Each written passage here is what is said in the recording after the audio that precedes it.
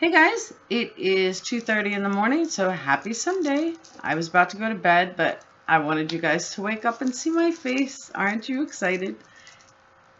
Couple things I want to take care of before I even get into today's topic. One of them is Dan O'Connell. You're a fucking punk ass bitch. I have called you out now like 3 times. You can't even give the excuse like, oh, you're not big enough for me, you're not good enough. I have 3 times the viewers you have on YouTube, so you can't use that as an excuse. Bring it on, Dan. Let's go. Stop being a punk ass bitch. Are you afraid I'm going to make you my bitch? I mean, what's up? Second person I called out was this guy, Scott UK. Any YouTuber watching this video knows exactly who I'm talking about. I personally think he's Ken Kratz. I really, really do. He is the biggest fucking asshole. But I've called him out. I told him, not Dan. Well, he's another asshole. But I said, Scott, you think he is guilty, then come on my show. We'll go head to head. Point out blank, head to head. Will not do it. He gave me every excuse in the world and started calling me names like he always does. Because why? Because he's a punk ass bitch. I think Scott should hook up with Dan O'Connell, and I think you two should have a grand old time together. But I really do think it's Ken Kratz. And he knows Cindy Knight, which makes me even more think that it's Ken Kratz. But regardless, both of them are punk ass bitches, like every other person that thinks they're guilty. Nothing but punk ass bitches. Go head to head with me. Let's go. They won't do it. So whatever, I just washed my hands of it. Second order of business, I want to give a big whoop whoop to the London crew who had an amazing rally today. A lot better than we had in Wisconsin. Our rally sucked. But give a whoop whoop to London because they did great. And I have to wear a little dunce cap for Patty D because I did not realize that the old lady from the video is actually from Harry Potter. So that makes me a big loser for Laura. So, my bad. But it was great. I just wanted to give her a big hug. I mean, she was so awesome. So, another whoop whoop for UK crew. Lastly, that's like all the business I had to discuss. Next thing I want to discuss is in my searching today, I was trying to find more stuff on Willis. And this morning, when I woke up, Lynn Johnson in my group, another whoop whoop to Lynn. She had found a letter in Steve Avery case files that you can find at stephenaverycase.org. Give a woo-woo to Skip Top for getting all the files, or actually everybody. I mean, I heard it's a collaborative effort. So, that lost my train of thought. That's what happens at 2:30 in the morning, but I'm not redoing this tape over. So, as I was going to say, she found a letter from Pagel in these case files that was so sad and sickening. What it said was that Stephen Avery should be wearing a stun belt in the courtroom. Stephen Avery does not need a stun belt in the courtroom or anywhere else. I mean, the man did 18 years in prison. He came out smiling. He wasn't mad at anybody. He certainly doesn't need a stun belt. But Pagel requested, because he's such a violent criminal and the charges are so violent in nature, that he needs a stun belt. A stun belt is 50,000 volts of electricity in case you're violent or you have violent tendencies. Stephen has been in court how many times? Never needed a stun gun. Thankfully, Judge Willis had denied it. Now, I learned when I was doing my master's that it's actually unconstitutional. California actually fried somebody in court. I found out today, and I knew about that case, but I found out today that somebody in Georgia also fried. I mean, can you imagine that? That's insane. Just watching someone get electrocuted because they accidentally hit the stun button. Wow.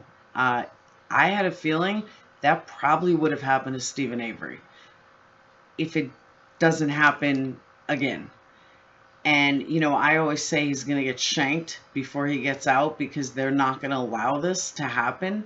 But what a perfect way to shank somebody. Just kill them on the spot. Oops, it was an accident. It's a scary thought. May For some reason, may even be why Zelda doesn't want a new trial. Who knows? But yeah, that's scary. So I don't want to spend too much time on that, but that's a letter that Padgett requested. Willis denied it. One of the things that's also bothering me this entire case is, and I think it's bothering a lot of people, and myself included, didn't really know how to pinpoint it. You know, it's like we knew there was an injustice. We know that things are wrong in the case, but not able to totally pinpoint it as a whole. And, you know, a lot of people send me cases. I'm not an investigator. What is so prevalent in this case, besides the setup, besides the obvious, and I think what burns so many people about it, and I know, again, I know what burns me, is that we live in America. Sorry, UK, but we live in America. And in America, we have a constitutional right that we are innocent until proven guilty. And even in the courtroom, it is not up to the defendant to prove their innocence. It is for a prosecutioner to prove beyond a reasonable doubt and the standard is supposed to be so high. The standard is like unequivocally, nobody could absolutely even question that, you know, you are guilty. That's how you put somebody in jail. And death row, the same thing. And another statistic I want to throw out there, because now, and I said this to somebody in one of the groups, is that now everybody's saying, oh, jury misconduct, or, you know, I was set up, I was framed. Statistically speaking, and this is from the Innocence Project, only 2% of prisoners are actually innocent. It's 20 out of our whole America, I think it was just American system, that 2.2 million prisoners are in jail. 20,000 of them are innocent.